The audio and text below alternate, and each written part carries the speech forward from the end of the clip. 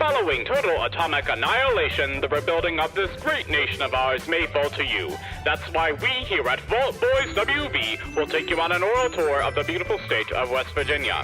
There's no other place to be better prepared for the impending fallout. Now we go live to our team of experts. Hello and welcome to yet another week with Vault Boys WV, a mutated podcast crossbreeding our shared history in Appalachia with the post-apocalyptic state in Fallout 76. I'm your country road scholar, Dave Chaffins, and joining me is my favorite, son of a Mothman, Austin O'Connor. How you doing, man? What's going on, man? I haven't seen you Been a few weeks. in what I frequently call on this podcast, a coon's age. It has been a few weeks. I have been all over the place, I guess. And tell me where you've been. Where haven't I been? That's the where better. have you No, been? I went. Where did I go? I've been out of town, Kentucky, and then I went to Scottsdale, Arizona. I saw you were at the Grand Canyon. Went back to the old Grand Canyon. That's like your yearly pilgrimage. Well, what's funny was we've been doing this a while. If within the series of the podcast, you've been to Phoenix, or not Phoenix, been to Scottsdale So twice. it's a funny story. So I went over in August of last year, and I had never been out west. And I told myself, I was like, when am I going to get the chance to go to the Grand Canyon again? So I went to the Grand Canyon. I was like, I'm 3.5 hours away. I'm going to go. So me and a few of my friends, we drove up, saw it at sunset, turned right around, came back. It was great. And then, the whole, like I said, when am I going to get to do this again? Well, like 7 months later, I was, a couple of my old coworkers won a trip through my old employer because they were, some of the best in the company for the year.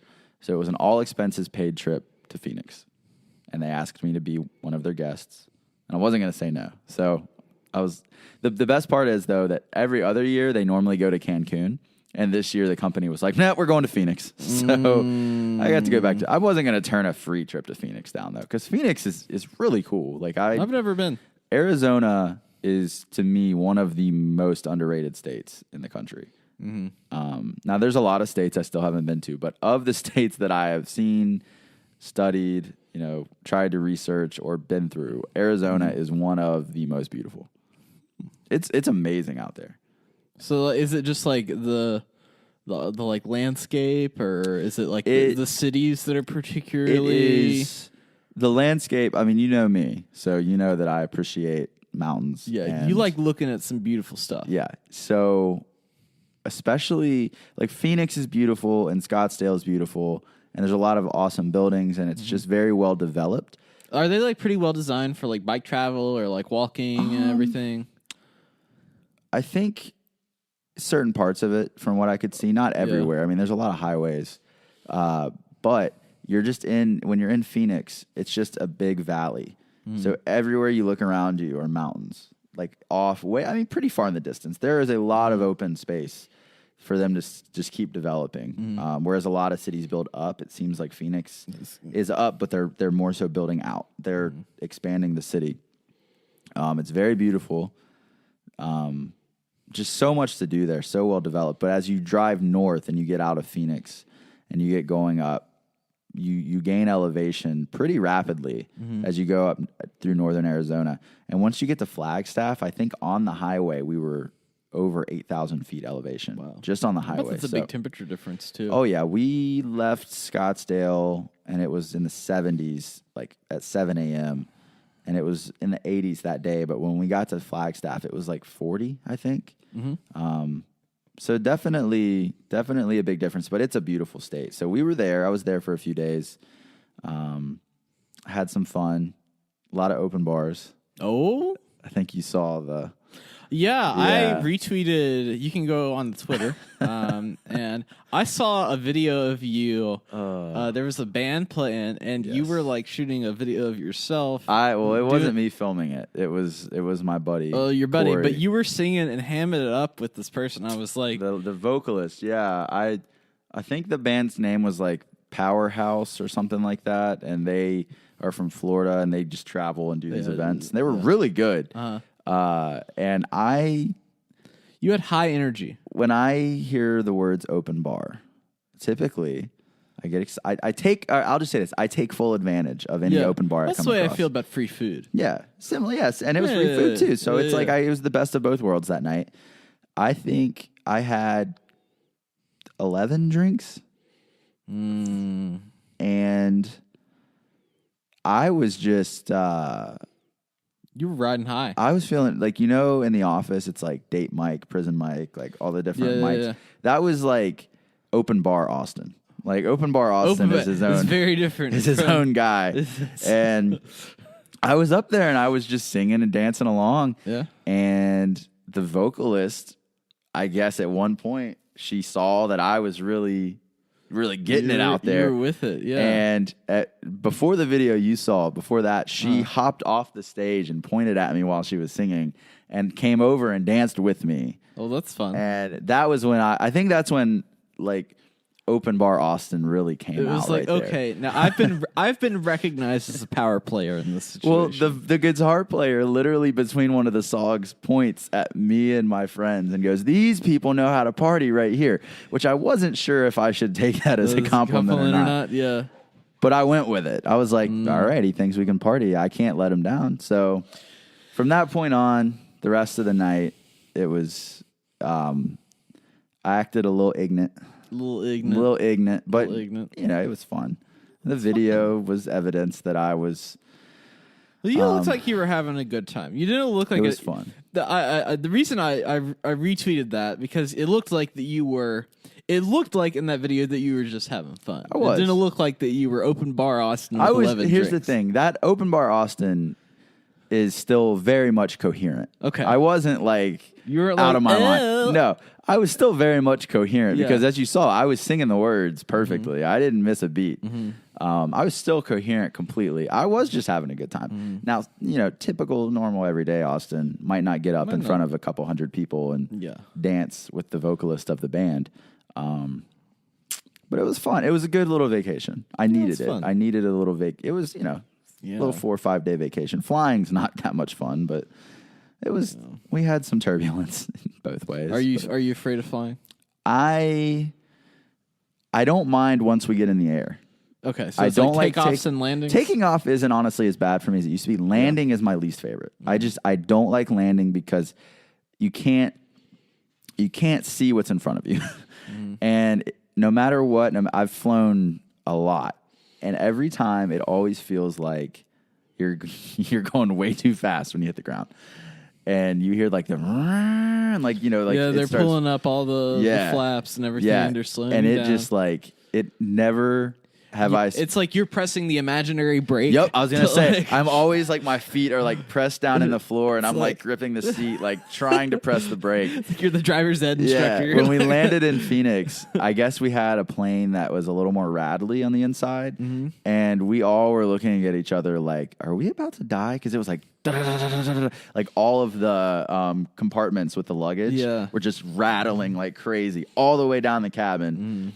I thought it was it for me, but here I am. You missed out on, because we went to different high schools and we had all of my friends and then your friends, like out of Food City, most of the Graham people played in the band. Yeah. And so we would take trips to Disney World, and one year it was just more convenient to take like Allegiant, I think. Oh, yeah. Did you hear? You probably heard. I've flown Allegiant, so I already know how this is going to go. Well, I mean, I don't know about that, but we flew out of Charlotte. It was Charlotte to Atlanta to Orlando, and it was like late night flights. It was like Friday after school. We all like went down to Charlotte and got on the plane. So it was like we were going to get to Orlando at like 11 p.m. midnight. Night flights. Side note: night flights are my favorite flights. It wasn't that bad, but it was just our group, and really we had the whole plane, like because it was this jazz band and the small Allegiant little plane puddle jumper, and we flown out of Atlanta, and I had my buddy that has been on numerous flights. He's had parents in different areas, and this was probably like 12 years ago. Maybe we're old. we're pretty young for our demographic. I'll have you know that Wow. the podcasting audience is most likely post college. I'm sorry, you guys are all young. Yeah, you guys are all young. We are the babies to the adults. Yes. Anyways, so we're flying out, and then all of a sudden we hear this gigantic boom that shook the plane. And all the lights went out. Oh, yeah. At that point, my spirit is going to leave my body at that point. And they were like, "Oh, what's happened? What's happened? What's happened?" And you don't hear anything, and you know that's bad. You don't even hear like the plane engine at all. Like it's just like You don't hear anything. oh. And Wait, then they how tried long to- after takeoff was this? This was like almost as soon as we got to altitude. Okay, I was gonna say at least you weren't like still trying to get off the runway. No. Well, we still had like fasten seatbelt sign on and everything. And then once we heard the boom, the lights went off. And so the flight attendant was like, let me try to turn the lights back on. Went to go try to like flip the switch. And it was like all the lights were strobing. And so it looked like something out of Alien. Where like the plane was obviously disturbed. You had some compartments flying open. And then you had the lights going like flash, flash, flash, flash, flash, flash. At that point, I'm probably passed out. Like I'm probably just like I've just passed out. And so, like, nobody really knows. Like, in this moment, nobody knows what's going on. There's a girl sitting behind me that's crying. Fortunately, the guy sitting behind me was our assistant band director, and he is a pilot, and has his own plane and has flown all kinds of stuff. So he was not phased. He was like, "It's gonna be okay. It's fine." But of course, like the person that's in hysterics, and you got this like old guy being like, "Oh, it's gonna be fine." He's like amateurs. Amateurs, yeah. So. That's the way my friend was, who had been on the flights like all the time. Like he was like, "Oh, this is another thing." Well, they got on the aircom. They're like, "Yes, we're having a small engine disturbance." Engine disturbance is not something I want to hear on mid-flight. So we'll check. We'll update you on the situation once we know more. Once we know more, we're just gonna wait this one out, and something's gonna happen either way. And so we were like, "Okay, what's going on?" And somebody in the back row opens up the window. One of the engines is on fire. Oh God! It's like flame and smoke, and we're like, "Oh, fortunately, aircrafts have more than one engine, which is right." You know, but still, if I listen, I'm telling you the God's honest truth. If I see an engine on fire midair, I'm never getting on another airplane for the rest of my life. So they're like, okay, they get on they're like, ding dong. Yes, we are having an engine malfunction. We'll be turning around and returning to the Atlanta International Airport. You think? That's what remain seated, and we'll have you back down on the ground in a jiffy. Well, I would prefer not to be on the ground that quickly. Yeah, and so we are flying and coming back down. It's like real rocky. It's real rocky coming back down. My buddy never been on a plane before beside me. They had the expert, had the guy that's never been on a plane before, turns and looks at me and is like, "Does this always happen?" And I'm like, "James, buddy, yeah. Every time you fly, you get an engine malfunction." And so about as soon as we are coming over like Atlanta, like you can see the lights, you can see the suburbs, you can see the stuff. They get back on the aircom and they're like, "Ding dong. Yes, just to let you know, we are having engine failure. So we'll be coming back into Atlanta. Just keep in your seats and we'll be just fine." And so we're coming down, and I mean it's like shaky. We see out the window, like you can see just enough ahead of you.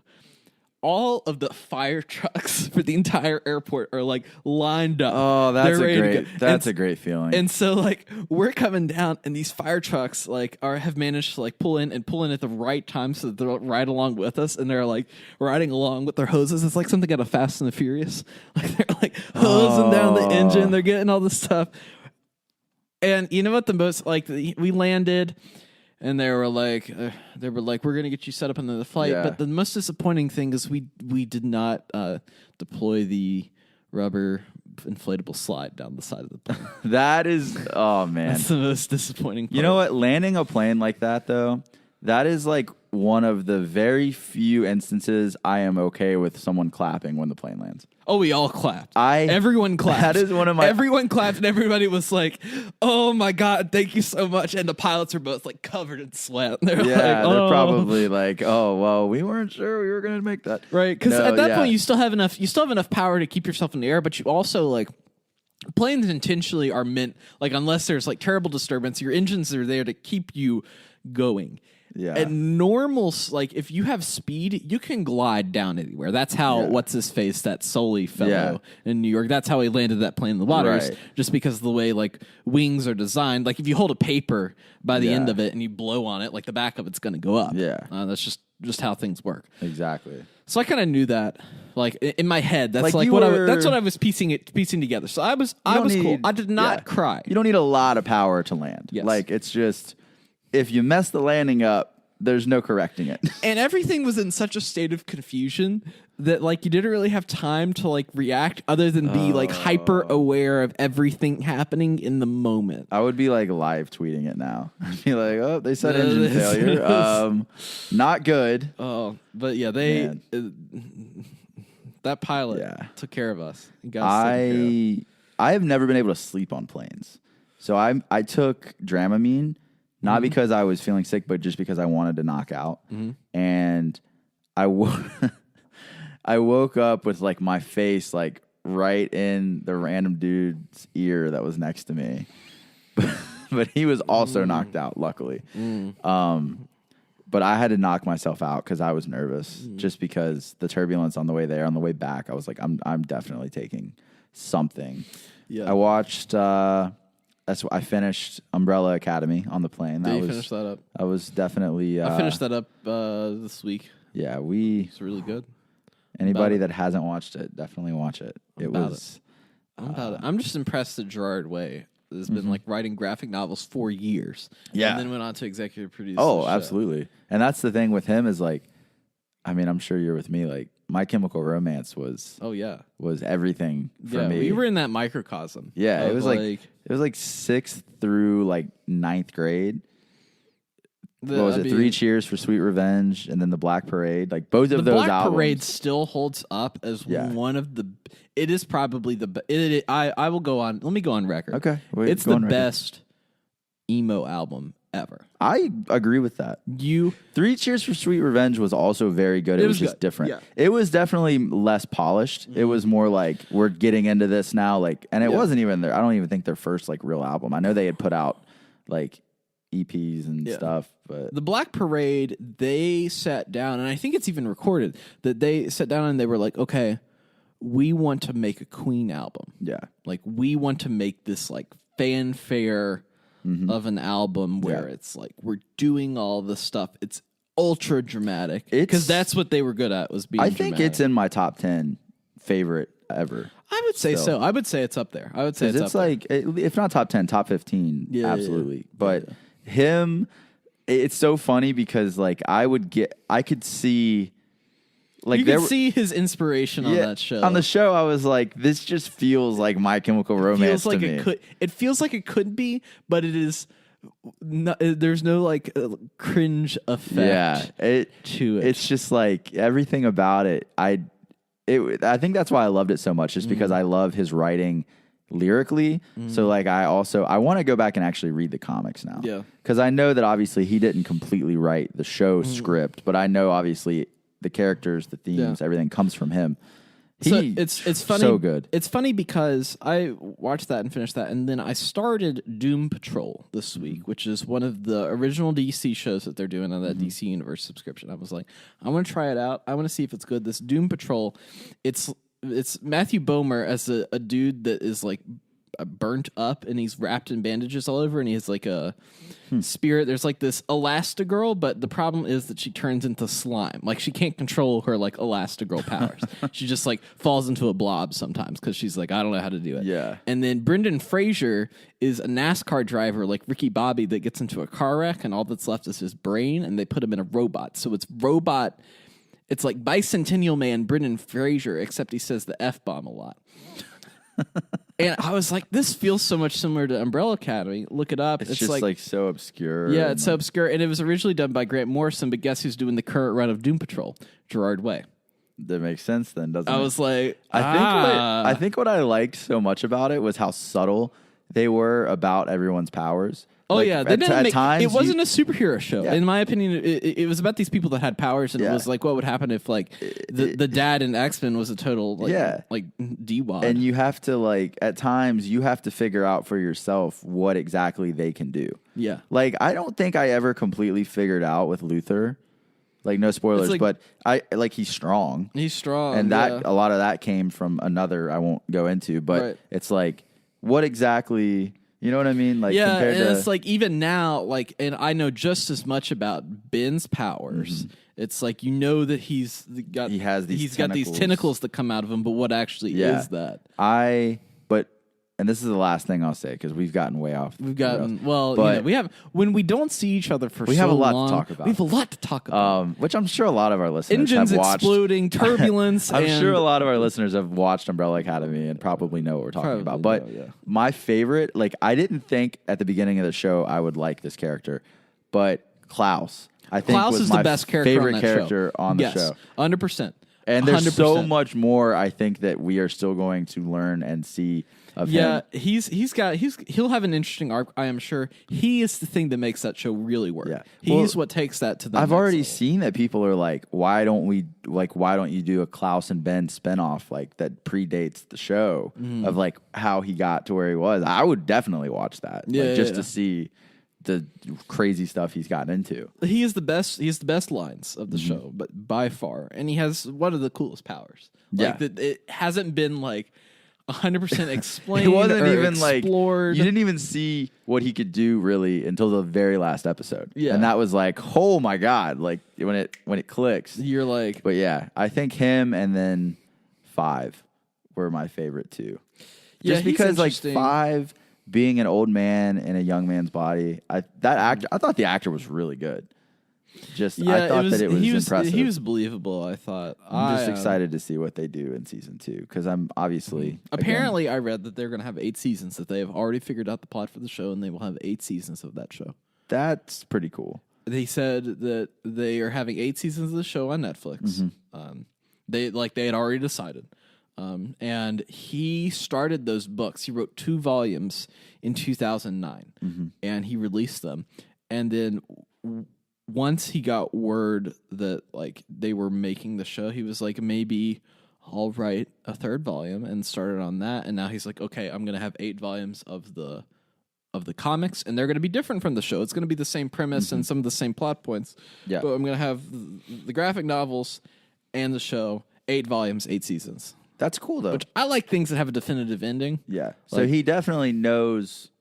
Like, there's a plan. There's a set, and that's good because I would rather it be that way than him be like, I don't know what I'm doing. I don't know how long we're going to keep this thing, you know? So he knows when to, So. And all the characters are different. Like, it's similar powers, but are very different in the comics than in the shows and how they work and how like even the design of people, like how they look is very different. I just overall I thought it was, and I'm gonna do my best not to spoil anything, but I liked how Boba Fett dies in the end. Yeah, God, I wasn't gonna say that. I liked how they opened it up for so many possibilities after season 1. Yeah, like you think that all of these things are final, and then you're like, no, they can change anything.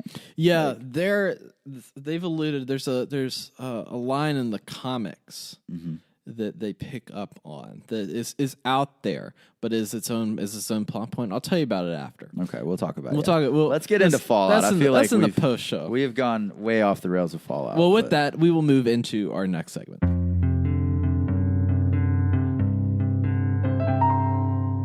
So, Austin, in the past 2 weeks, we've had 2 major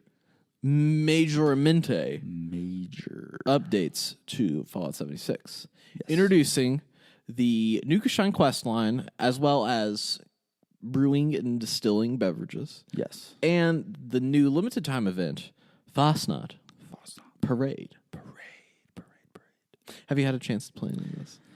So this is where I'm gonna be very transparent with our listeners because I think that's what this show. Well, I think you're about as transparent as you can be because they can't see us. Yes. I have taken a hiatus from video games, mostly just because I've been You've been gone traveling. and You've not been doing stuff. This has been the busiest last month of my entire life, I think. It seems like it. Yeah. So my PlayStation has not even been plugged in. Have not done the update yet. I have obviously looked into it. I know what's going on. You know it's out there. I've kept up with everything. I just have not played it yet. I wish that I would have been able to play it.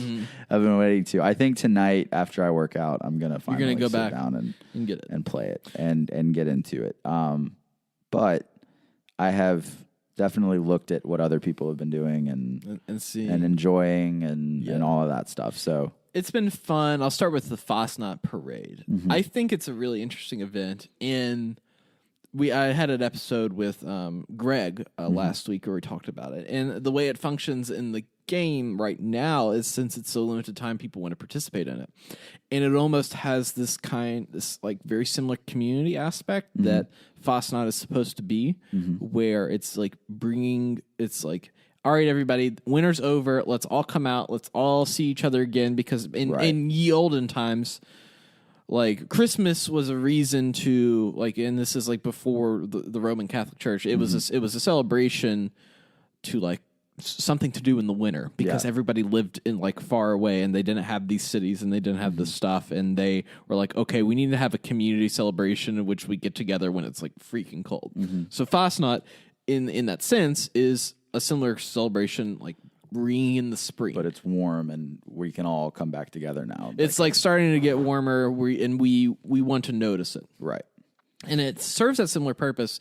And everybody in the server generally shows up in the game, and so it's like you see the most amount of people at this event. Even you notice it. You notice the people more even so than like a nuke launch or a Scorch Beast, because at a nuke launch you're kind of focusing on like you getting your hits in or doing different stuff. In this event, it's more like you're looking at everybody's masks, you're noticing everybody's characters, you're kind of having fun with people, like in a very non-committal way, and accomplishing this parade, which takes about 20 minutes to complete the quest if you actually get in there and do it. I like the idea of that. Of like you said with nukes, it's a little different because you're more so just focused on yourself.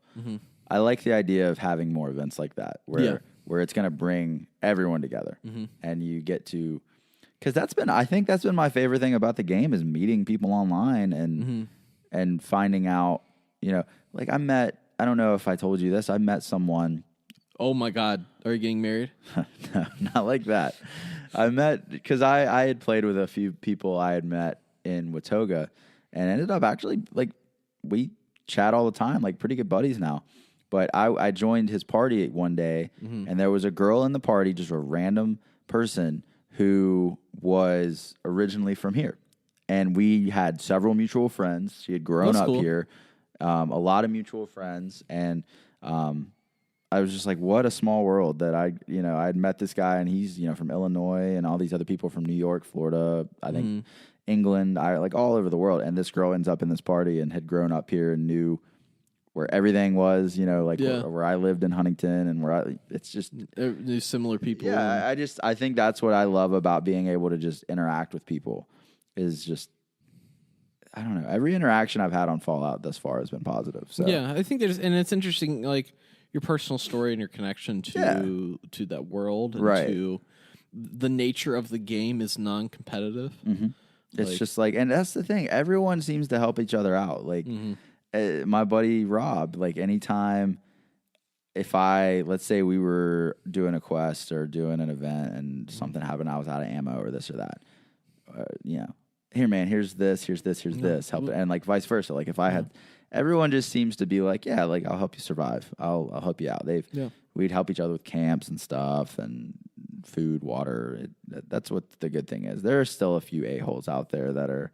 Yeah, there's this build going around. That's and kind of noticed it and talking with my buddy Cody that I've had on the podcast before, called a bloodied build. Yeah. That essentially what people are doing is they're getting their radiation down so that it's only 20% of their health left, and then they can utilize a few perks like Nerd Rage and some different stuff, and then there's the bloodied effect on weapons. So you are essentially like what I think a lot of like MMO players or just people who play on like online games would call a glass cannon, where you do incredible damage. Like you could one-shot anything, but you also can be one-shotted by anything. That's what Rob does typically, but he doesn't get it like that. I mean, he doesn't abuse that system. You know what I mean? That's what I've been wanting to try it out, just in terms of just kind of like a moderate level of it. But at the same time, I enjoy having my health full. Yes. So there's ways to counteract that, which I will for those listening, pro tip, Gamma Gun. Because it ignores armor, it ignores anything, all of your damage resistance. As long as you don't have any radiation resistant perks, you can generally take somebody out in like 2 shots if they're doing that. If they're doing that build. Also, if they're doing VATS builds, cryogenic grenades are good, because when you throw the cryogenic grenade on, not only does it damage them, it drains all their AP, so they can't go into VATS. You've got it all figured out. I'm like a Westful Wasteland scientist. Yeah, I think That's made up. I'm more of right now. I did like a melee build, which I never in a million years thought I would do, but I've enjoyed it. It's just It's fun. It's fun. It's fun. Build that up. So then we saw the addition of alcohol to the game, which we're going to talk more about that.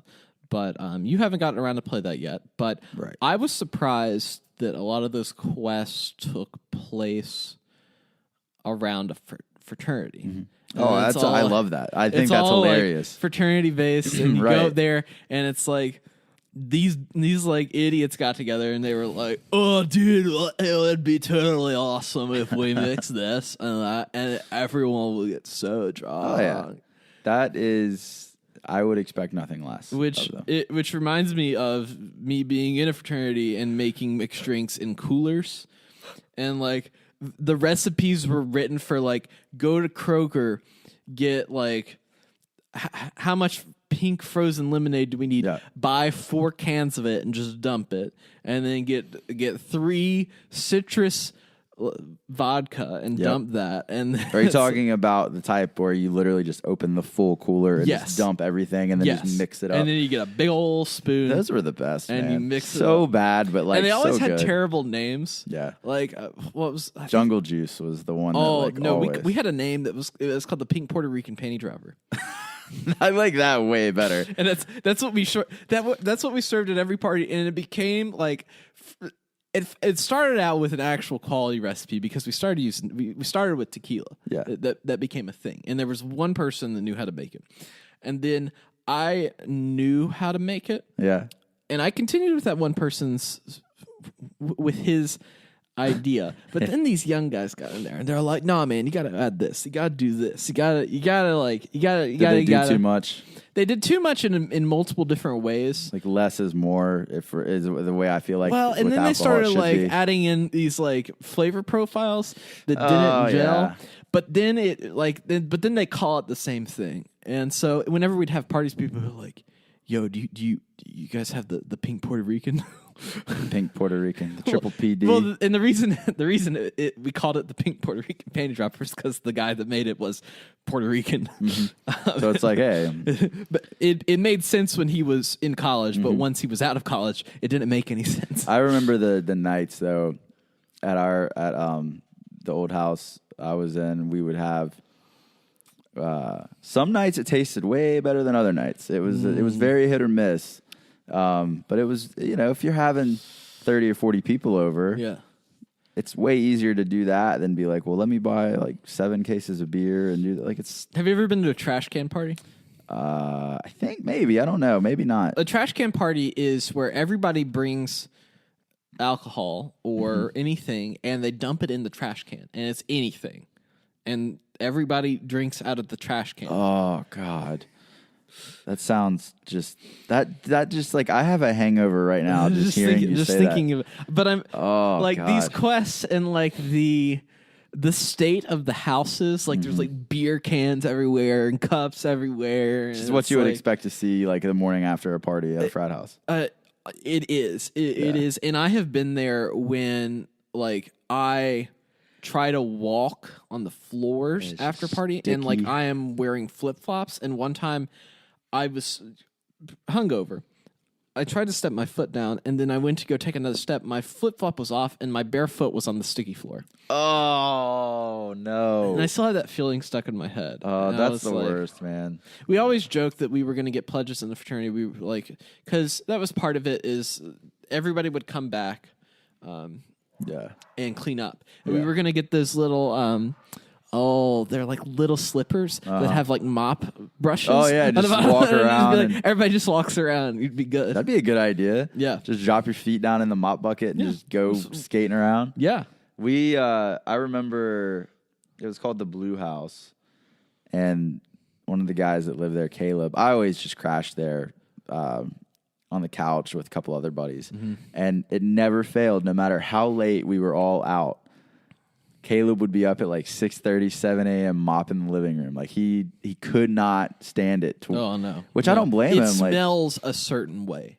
Yeah, there's a certain smell to it. I haven't smelt it since I lived there. I've been to the Copper Pint here in Charleston before the bar, and the floor was that sticky one time back like toward the bathrooms, like because you could tell that people just spilled their drinks walking back there, and I smelled it. I smelled, and I was just like, that is the smell of a party at like 3 a.m. when everyone's left and you haven't cleaned up yet, and you just have all of this just self-pity because you're like, I'm gonna have to like clean all of this up.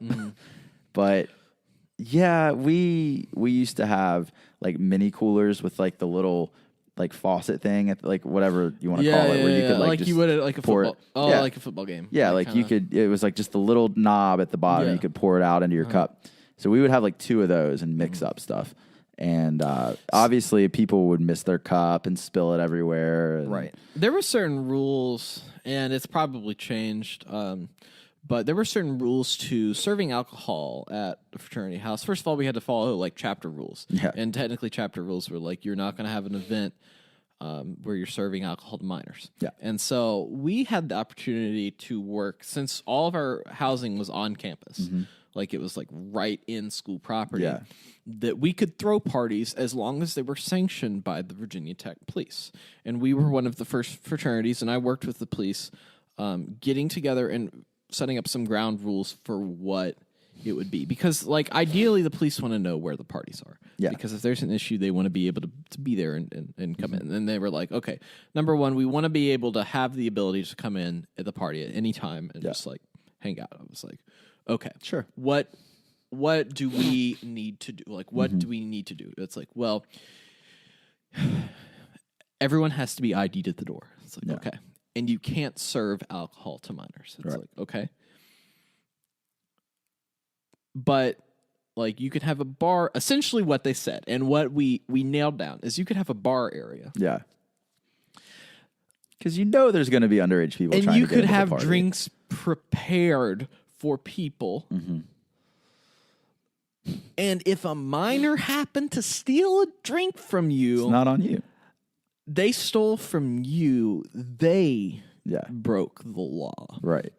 Because, So like I said, nobody you know, in the party never broke the law as long as you were under fire code regulations Yeah. and as long as you ID'd people at the because door. that's life. You couldn't hand them any alcohol. That is tale as old as time. Yes. People are going to drink underage. And so, like, everybody kind of wink, nod, knew. Don't drink that. I didn't serve that to you. Like, knew what was happening. And Yeah. we had, like, there was a party where we had some issues. The police officers were like, okay, we'll handle this. This party is over there, but we'll handle this. Yeah. It's like, okay. typically, I feel like when you just communicate with cops and just try to keep them in the loop, everything's going to be cool. Like, it's going to be fine. Like, it's some of the best walkarounds that we'd have because they would show up, they would call me, and they'd be like, hey, you know, we need to come into the party. Yeah. Can you let us in? We're like, yeah, sure. And we go out there. And like, it's so funny because even when I was like a junior or senior or something and letting them in, like the freshmen that didn't know. Oh God. And there's like, you're at this frat party you don't know, and the cops come in and looking at everybody's face, and everybody's like all the color drains out of their face that are sitting there with the liquid, and the cops are walking around. They're like, oh my God, I'm so done with these people. Makes me think of this scene in Superbad where Bill Hader's like, "Oh shit, it's the cops!" And like they're like busting through, like just laughing at kids. Yeah. But like everybody's like, "Oh my God, it's the cops." Well, that's like as a freshman, your your instinct reaction is like, that is a cop. I need to get away from that cop. Like, I do not need to be talking to this cop. And here's the thing: if you're doing that, then they're like,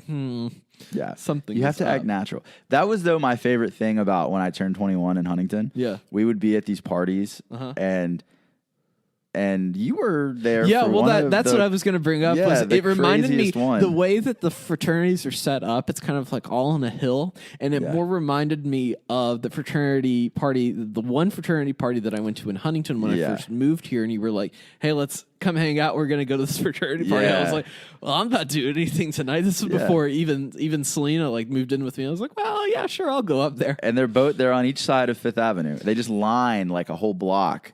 There's like 10 houses. 10 houses on they're each side all fraternity houses. And I get there and I'm like, oh, from you didn't expect from much. My world, it's like, okay, you had ground rules, you had certain things, you had fire code regulations for people. You couldn't have people out in the yard. You get to Huntington, there are no rules. It's like we would have the cops there to be like, sometimes at the parties to be like, okay, you need to get out of your yard because people pass out in the yard. Yeah. There was one time that some 16-year-old tried to get into the party. Yeah. And was already drunk from something. He just passed out in your yard? And he just passed out in our yard. I was like, we got to get this guy. That's convenient. Anyways. But you get there, and I think you were a little surprised, weren't you? There was like, it was like something in the movies. Yeah. Like, you know how you see parties in the movies? And you're like, that's not how it's going to be. And you get there, and you're at a college party. You're like, oh, this is just, whatever. And it's not like American Pie or something, or like those teen movies where like everybody's at the house and people hanging out windows, and there's like mass people in the backyard and the front yard. Everybody's coming in. That's how it was. There were easily several thousand people in the yards in like a 1 block radius there. They were flooding out into the road. It was the craziest thing. Yeah.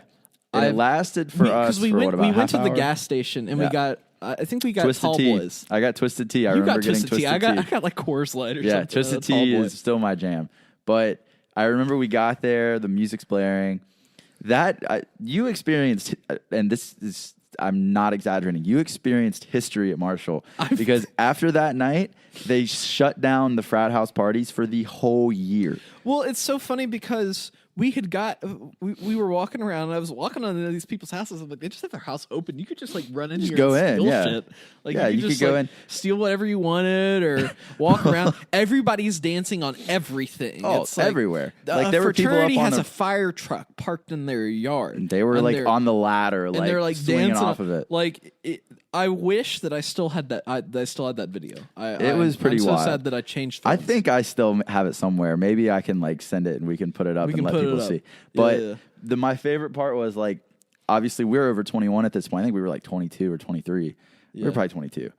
And it was right after college. I remember the cops. It was honestly cool to see. They shut down the road and are all in like full riot gear. Well, it's like when there's a bad guy in superhero movies and all the cops come to form a line and they all bust out of their cars and like have their guns out. It's like that. They didn't have the guns out, but they had the batons like and the patting shields. Their hands with the shields. And there's like smoke. They had like thrown like smoke grenades in the road. Yes. And like we're walking through it.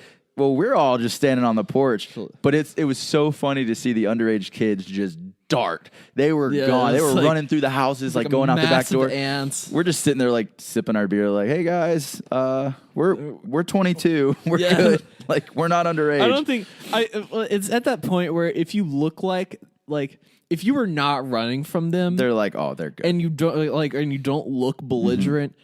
They're not gonna like exactly care, you know. There were a couple of times when I was underage that probably shouldn't admit this. on the air, but that I did that. I was like, all right, if I just chill here. I just chill. Well, it's like in high school. It's like even if you don't have a hall pass, if you just looked like you knew where act you were like going. you know what you're doing. Yeah. Yeah. You just whatever. Like that was the thing though. I just chilled. Like the cops busted in this house and I was in it with a few people and everybody was scattering. And I was like, if I go with them, I'm an easy target. I just stayed there. I sat my drink down away from me, but I was just like, hey, how's it going? Like didn't even get questioned. Easy. That's what you got to do, man. Yeah. But that's why I'm excited to play Fallout and see the frat houses and see everything kind of laid out. Not to spoil anything, but when you drink Nuka-Shine, one of the things is that you legitimately black out. That makes me think of Red Dead Redemption when you go to get his name Lenny. Yes. Yeah. You legitimately black out, and everybody experiences something different. Really? Yes. It's one of the coolest things I think that they've done, like for any of their Fallout games, like, and it's every time you drink it. It's just something different happens. You black out, and you wake up somewhere. Oh, like anywhere in the map, or just somewhere?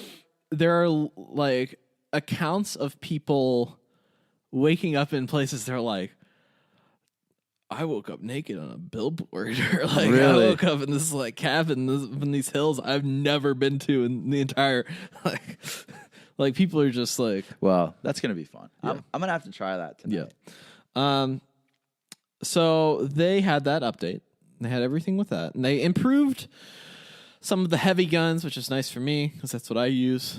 They improved that. They added in limits to what you could place in your camp. And decrease the amount of budget. So budget for each of the items. So turrets don't cost this immense amount of budget anymore, but you can only have 10 of them. Lights, they decreased the budget on those, but you can only have 50 of them. Yeah. And so it's made people able to build more. I need to work on my building in their camp. I've changed my camp.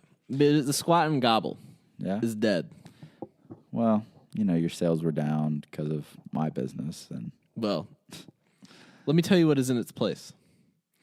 I've created a city called New Elk City. A city? A city. You made a whole ass city? Yes. It is in Charleston. It is New Elk City. Oh. You know what we got there? We got Kinship Camp.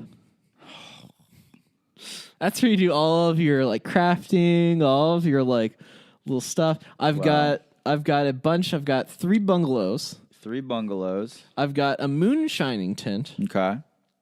And I've got a new restaurant called Ghoul Burger. No comment on that one. Welcome to Ghoul Burger, home of the Ghoul Burger. All right. Well, you'll be hearing from my lawyers. I still... never mind. I don't want to reveal too much information. So I built it like in this alcove in the back of the city and like walled it off so that it only has like one gate. So it's kind of like Diamond City in that aspect where I have turrets around it. You can't get into the city unless you come through the gate. And since it's beside one of the buildings, I got a Mothman statue from the Atomic store and I put it at the top of the building. Like not built by me, but an actual Charleston building. And so when the moonlight hits it, it like makes it look like Batman. So it's like you look up at night and you see the moon shining and there's Mothman. That's funny. So I need to get modeled after Elk City in Charleston. I need to see this city. I believe I need to hop on in. A lot of people have been by it.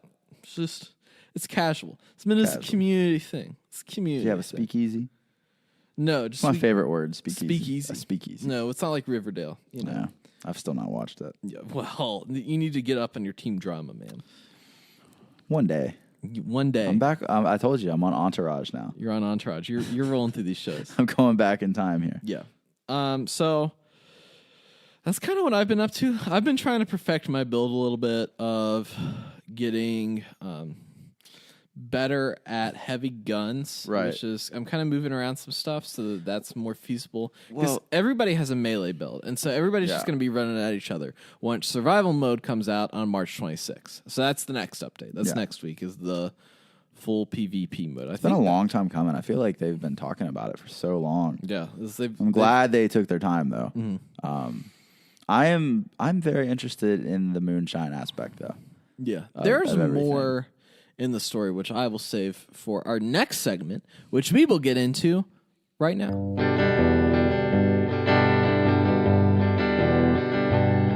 So, Austin, this week, I wanted to talk to you about a particular subject. Yes. I wanted to talk to you a little bit about one of the main driving economic factors in Appalachia back in the 1800s, 1700s, and 1600s. You talking about shine? I'm talking about shining, baby. Shine. Getting some of that, get you some of that shine. Now, Put as hair we know, on your chest. put some hair in your chest. That's what my mother told me about vegetables. Yeah. Let's put some. Did your mother tell you that vegetables? My mom was just eat like, your green beans. It'll put some hair in your chest. my mom was just like, eat this, you little. I'm not going to say everything. I'm just kidding. My mom's an angel, but no.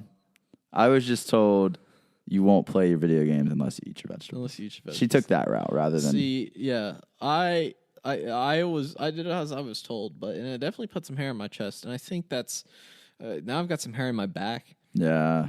I ate too many vegetables, man. See, luckily, like I've never gotten the hair on my back like that. Which one day I'm sure it'll eventually. I'm like come. Luther. No, You I'm look just like I'm Luther. just Luther now. Start wearing like turtlenecks and like fingerless gloves to cover everything. Yeah. Well, I got this. It was this whole thing from work of our suppliers messed up this order for work apparel that we had, and we had this budget, and it was like $200 a piece. So I got like 2 work shirts and a Carhartt. And I was like, they had a Carhartt there. I was like, I'm gonna get a branded Carhartt because sometimes I'm out in the field, sometimes I'm doing stuff, so I'm gonna get it. And they messed up the order, didn't get the right size, labeled it Tennessee, like the Tennessee subsidiary. I was like, I got to send it back to him. Finally got it. I put it on, and I legitimately looked like Luther because it was the correct size around the waist. It was the correct length around the sleeves, but then it puffs up. And so it like puffed up my shoulders and it puffed up my back. You felt like you were just like a super, like, Yes. huge. Yeah, no, I know the feeling. So moonshining. Moonshining. My first question to you. Have you ever drank any moonshine? Any like Yes. non-bought from the store? Yes. Okay. Yes. Okay. Because that's what a lot of people have had. A lot of Marshall tailgates. Some tailgates I've been to, it's like who can bring the best moonshine. To me, it all tastes the same. Yes. It all just tastes like rubbing alcohol, and definitely like a couple sips, you're good to go. Yes. The first time I had moonshine, I was at this lake in Virginia called Clater Lake, which is Good is old down Clater. down in like the southwestern portion. It's like probably in between Blacksburg and Bluefield. Sort of way closer to Blacksburg than it is Bluefield, but between them. Pulaski, that area. Yeah, if you're Pulaski. familiar with that. And it was at a camper park on the 4th of July. And me and my buddy Nathan, as you're familiar with, were going around, and there's this old guy, look crazy. How old are you boys? We were like, we're 21. He was like, you boys want to have some moonshine? We were like, yeah, sure. Man. This dude, He would have probably given it to you if you didn't say 21. This dude goes to his freezer, Freezer moonshine. goes to his freezer, pulls out the mason jar, you know, because it's all in mason jars. It's always on a mason And jar. sets it down. He's like, take a sip of this. And Nathan took a sip of it. He was like, I was like, it can't be that bad. I took a sip of it. I was like, oh my. That's when like the Arrested Development narrator, it can be that bad. Be that bad. And it was like immediate. Because it's the shock of it, not only. It like pure moonshine. Then you realize like you get it, you like get the drink in your mouth, and then you realize, oh my God, I have to swallow this. I have to swallow this, and then once you swallow it, it's like almost immediately like right into your. It's like having like 2 shots of Everclear. Yeah. Like you can't take 2 shots of Everclear and then expect to be 100% with it. You know? No, that's the thing. A lot of times, some of my friends that their family would like make moonshine, they would put like peaches in it, and then we would eat the peaches. Oh, mama. Yeah, they would soak them for a while, and then yeah. we would eat the peaches, and it was actually really good. You get the slight little taste, but the peaches. That sounds delicious. Yeah, it was actually pretty good. And then the moonshine would have a peach flavor. Have the peach flavor with it. yeah, because it's like osmosis, and they're sharing. back pretty and cool. forth. It's like sangria in the restaurant. Yeah.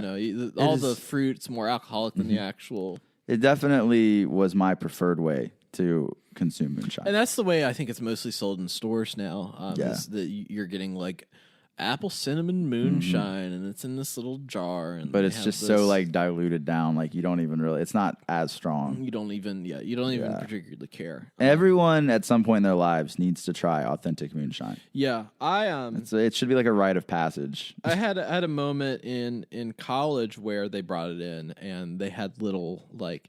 It was for Appalachian folk culture, and so since we were studying Appalachian folk culture, they brought in little paper cups, and they poured a little bit in each. And for academic like we had to get like sign these papers for academic reasons. We got a little taste.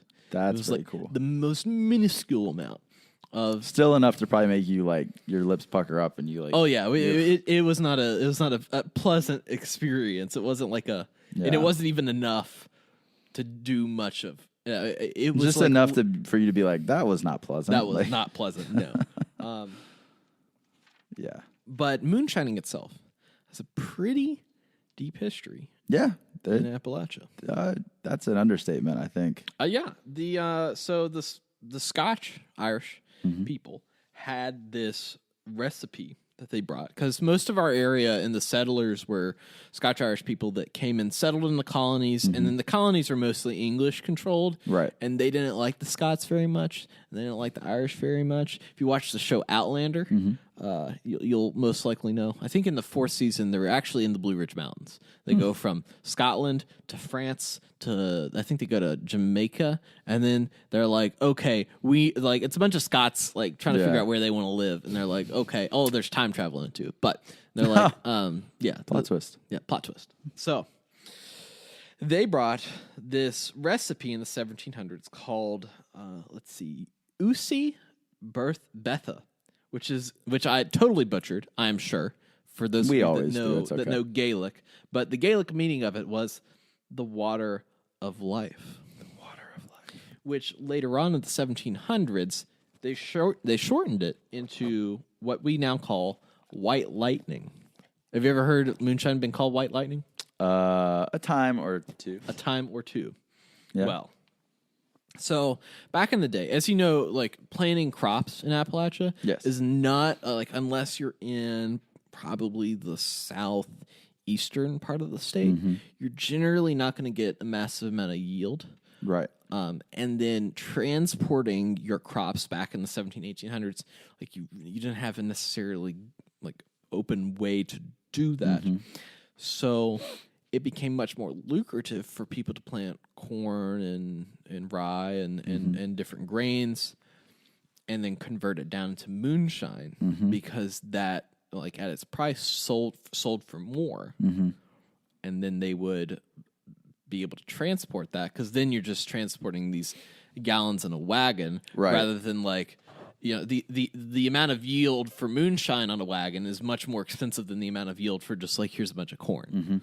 So for farmers in that time, that's what they did. Like that was really how you became lucrative at a small scale without having some major operation. Like Virginia and North Carolina and South Carolina, Georgia, Florida, like all of those, even you get up into Pennsylvania, New York. I mean, really all the colonies, like the original ones, you had a lot of people in those lowlands planting a lot of crops, and that's what you did. That's how you made your money. And before coal, it was like, okay, well, how can we do that? And that was essentially moonshine. So the only thing about it that they didn't particularly like was that it could be contaminated. And then when you're dealing with alcohol and high yields, what's something that could happen? Combustion. Yes. So also there were a lot of, in the later years of it, still early years compared to now, but from what I understand, people would put it through, there was a possibility of like antifreeze being in it because of the different things they would run it through. What is it, like a carburetor? Is that that was later on in the 50s and 1950s. And they get antifreeze in it, and then I don't want to really drink antifreeze, but that was kind of like it happened, but it was more of like don't drink the moonshine because you'll get the antifreeze. It's like, oh yeah, it's true, but not necessarily like prevalent. Yeah, it wasn't like 100% fake news, like all this like anti-vaccination. Makes stuff. me think about like how people today are like, they're hiding syringes under the gas handle at gas stations, and like, don't touch the always look like it's happened. I'm sure. Or my mother of watch out if you don't repost this post, then your Facebook account information is stolen. Tell Facebook by this post that you do not want them to steal. And this is why I'm not. My only interaction with Facebook is literally to use Messenger with you. Yeah. And my in-laws, and to post on Vault Boys. I post more on Vault Boys than I do on my own profile. That's funny. I ended up just posting like photos on Facebook. That's about it. But back to the whole situation. Before even Prohibition, there was this thing that happened called the Whiskey Rebellion. Are you familiar with that? I wasn't as familiar with it. Vaguely, but not entirely. So essentially, 1776. Revolution happens. Yeah. Little revolution here in America. Yeah. They get together and they are like, okay, we're gonna win this war. They win it, and they're like, okay, now we have to set up a government. Yes. And people were like, okay, well, here's what we're gonna do: is we're going to have, we're not gonna run it like the British. Everybody's gonna get representation. It's going to be kind of hands-off. Everybody's going to be able to do what they need to do because you don't really need that many rules. And some people were like, well, we kind of need some rules of how this is going to work. And like, okay, well, we don't know. And so the first real piece of like acting legislation on people was they imposed a tax on people that owned stills and produced whiskey and bourbon and liqueurs of that kind. Yes. Which during that time, the people that were producing that were not English people. They were Scottish and Irish people. And so the Scottish and Irish people were like, excuse me, that's racist. Yeah. Sir. They have Sir. Pardon me, but Right. Which back in the day, that was a thing that happened. Was there's persecution of Irish folk, Scottish folk that particularly lived in the mountains or in slums of cities, and so they were like, "You are literally taxing the poor. You can't do that." And so the way they did that was they essentially got this tax inspector general named John Neville to send out U.S. Marshals to serve like people that had evaded taxes on their distilleries and stuff, to like say, hey, we know you're not paying your taxes. You need to pay your taxes. And so what the Shiners did was they got together and they attacked this John fellow and holed up in his house. And we're like, yeah, we're not going to do that. Yeah. And so people were like, well, they're right in doing that because that's taxation without proper representation. And that's the whole point. It's like, why is the government being hands-on about this? And then people in the government were like, some of us need, like, we need to be able to back up these laws that we make. Like, we need to be able to collect taxes or else we're not an actual government. Right. So George Washington himself amassed 1,300 troops and rode with them. This was like back in the day when you had the president that would go out with the army. Yeah, rode with them to this town, and I think Pennsylvania. It was up in Pennsylvania, and no one was killed. No one was hurt. They did make 20 arrests. It was like the most chill mission ever. They saw George Washington and 1,300 troops. These guys in the house were like, you got me. We're good. You got me. So they had this it was called the Whiskey Rebellion, and what a rebellion it was, with 20 arrests and no injuries. Everybody went home. Other than the arrest, there was no real repercussion, except because of how divided everybody was over this issue. Like, there was a real cut of there should be more government or there should be less government. This conflict, moonshining itself, created the two-party system in America. Well, would you look at that? Amazing. People really like alcohol and also really dislike taxes. Would you believe that? The more you know. Yes. So it kind of became this thing of cities versus rural economies and all this different stuff. I just thought it was interesting looking back and seeing and that's northern Appalachia that was happening and those people were coming from. But after that, it all kind of settled down. Yeah. Everybody kind of chilled out until about 1906. Yes. There was this league that formed. It wasn't the Justice League. It wasn't the Justice League of America. It was the Anti-Saloon League. And the whole idea of the Anti-Saloon League was essentially it was all of these fancy people that saw that these people out in these areas, rural areas, were just savages. And they were just ill-tempered people. And the only way that America could overcome our what's a good word for it? Our lacking cultural... Our shortcomings? Our shortcomings, yes. Cultural shortcomings was if people stopped drinking alcohol. That once people stopped drinking alcohol, they no longer became the Neanderthal. Right. It was holding us back. They advanced themselves, which in its case, that's what they sold. But really, it was a lot of the same issue of only certain operations were allowed to have alcohol. And you couldn't do it out in the boondocks. Like it was, they were trying to essentially control it. So in 1919, they generated enough support that the 18th Amendment was signed and Prohibition began in 1920. Yeah. And then the magic really started to happen. And then that's where the magic really started to happen. So these guys are like, okay, here's the thing. You're going to ban alcohol? Well, guess what? Guess what? We live in the mountains. You can't get to us in your fancy cars and we are hiding all the stuff is already in the woods. We know what we're doing. You don't know where we're doing it. Right. So this is where Shining was still happening. Mm-hmm. It was still going on, but then this kind of second job happened. Yes. Which probably a little bit more about than I do. I don't know an incredible amount about it, but I just know that as it started to take off, and obviously the cops were a little more vigilant about trying to stop moonshining from happening, which I guess I'm pretty sure moonshining, the term moonshining, doesn't it come from the fact of they typically did a lot of this at night, right? I'm assuming that was where the name moonshine came from. Yes. That was particularly moonshining.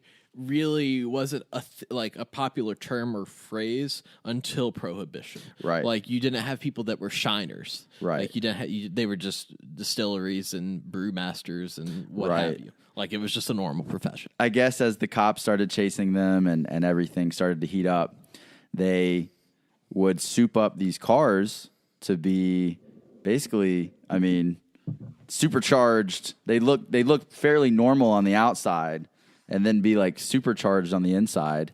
And the cops would start chasing them and think, oh, we've got this old rinky dink truck here. We're going to get them. And then this thing kicks it into overdrive and they're drifting around turns and they kind of learned a new way to drive down these back dirt roads. And then I guess over time, as it progressed, they started to see who could get the fastest cars. Mm-hmm. And they were all just stock cars.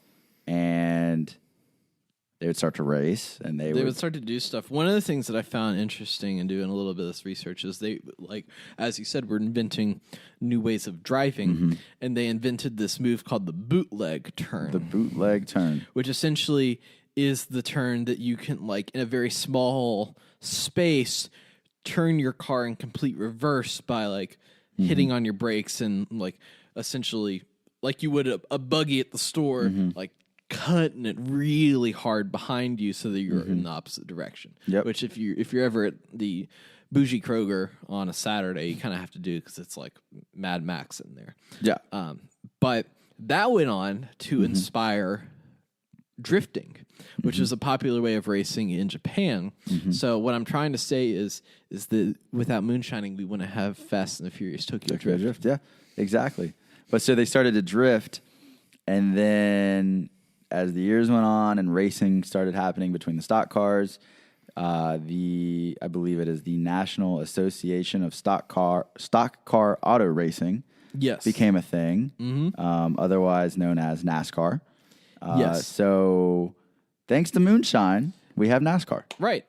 So in 1933, they put in the 21st Amendment, and then they, as we had mentioned, kept on racing because there wasn't like they didn't need to race the alcohol around anymore. So they were like, well, we've got these sweet cars, and we like doing this, and this is like a profession. This is like how we were making our money. And it was in 1947 that they started the National Association of Stock Car Auto Racing. So, and what a run they have had. And now, I mean, because of Moonshining and Prohibition, not only do we get Fast and Furious Tokyo Drift, but we get all of NASCAR. We get Jeff Gordon, dude. Dude, we get Dale Earnhardt. Jeff Goldblum. The Intimidator. Dude, without Moonshine, we wouldn't have had old Dale. Old Dale. Wouldn't have had Dale Jr. opening his little restaurants in Charlotte.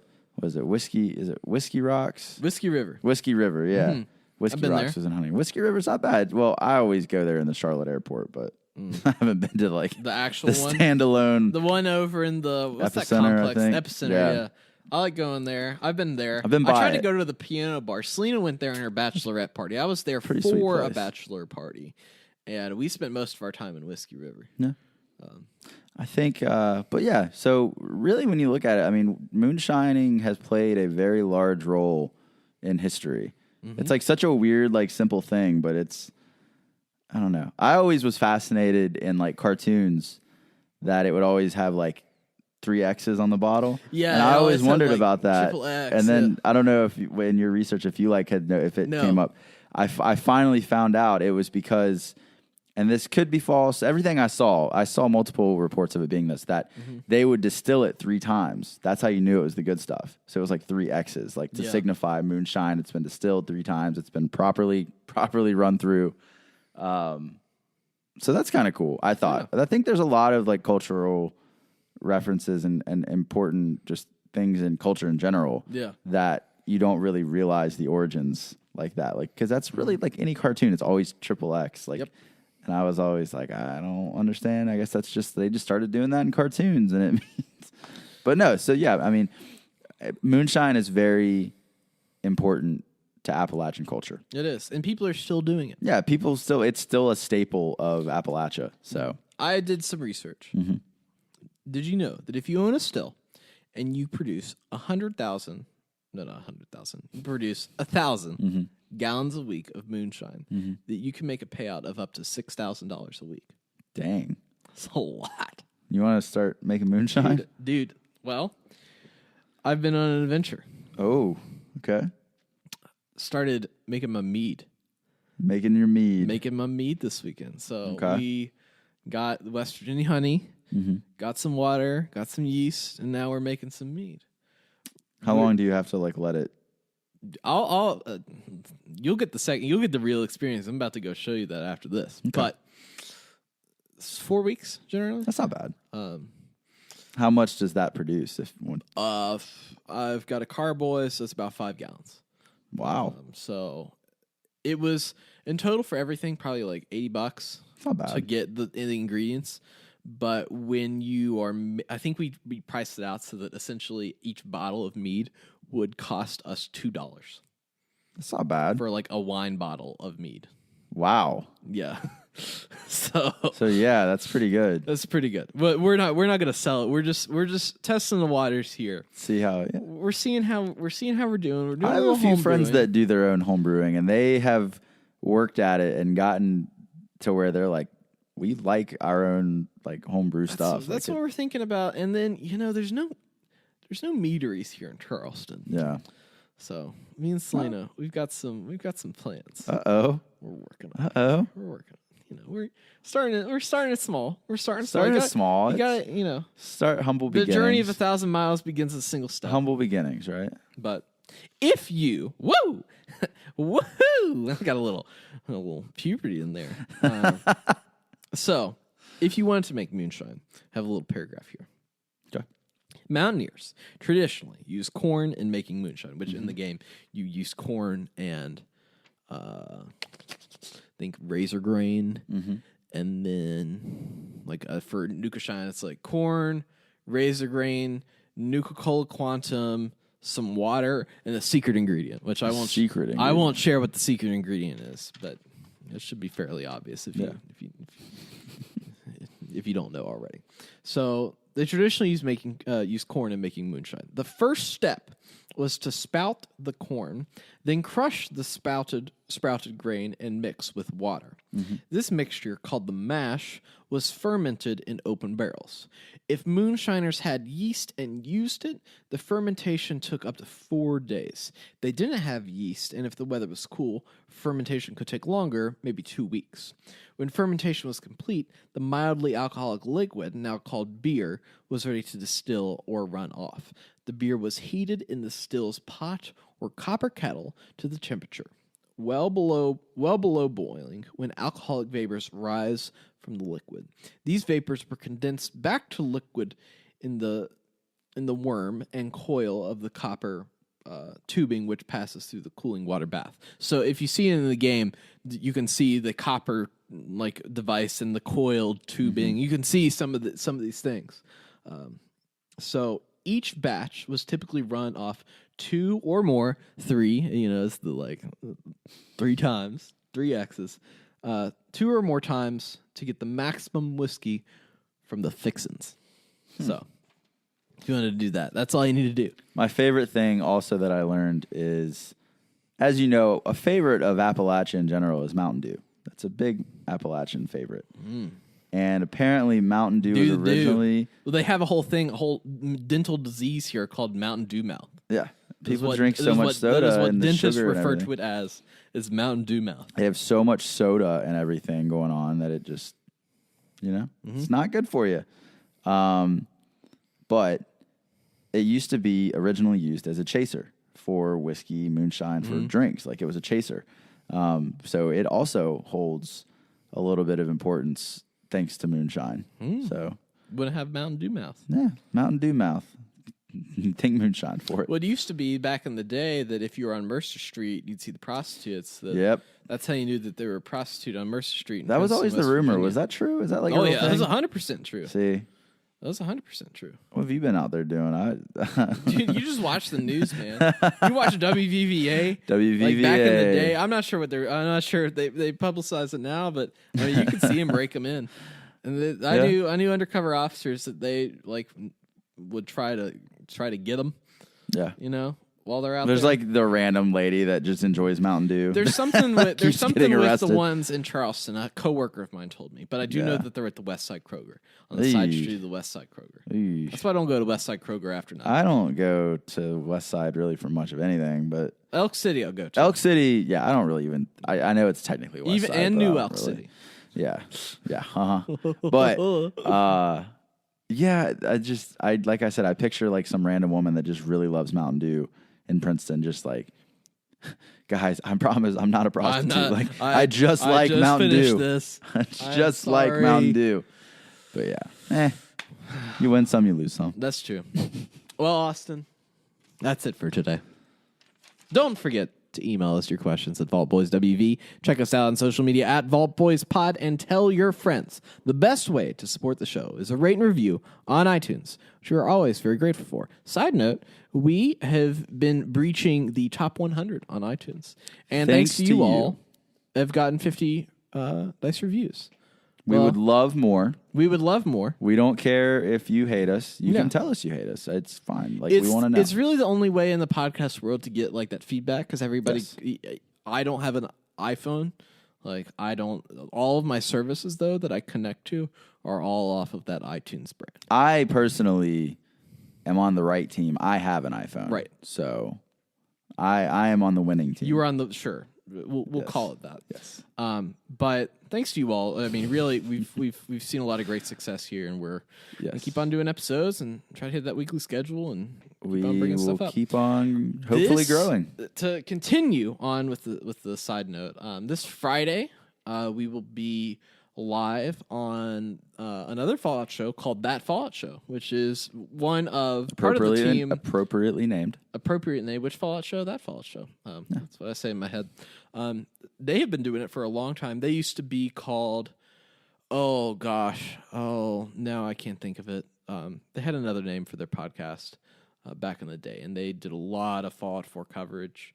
But they rebranded. I think it's called the Fallout Network something. I don't know. They rebranded. They're called That Fallout Show. It's, his name's They're gonna. You got roast Vindertron. you got Rick and Shailene. I'm going on there on Friday. We're gonna talk to him a little bit, play a little game, have a little fun. Might bring some Mountain Dew. You never know. Some shine. So that'll be on Friday. Next Wednesday, I got a chance to record an interview with Professor of Political Science at Marshall University, teaching a class on video games and political science, who's also a very avid player of Fallout 76. So that's what we've got on the horizon. Just remember, though, from holler to highway, we've got you covered. Yeah, we do. 6 ways to Sunday. Oh, yeah, we do.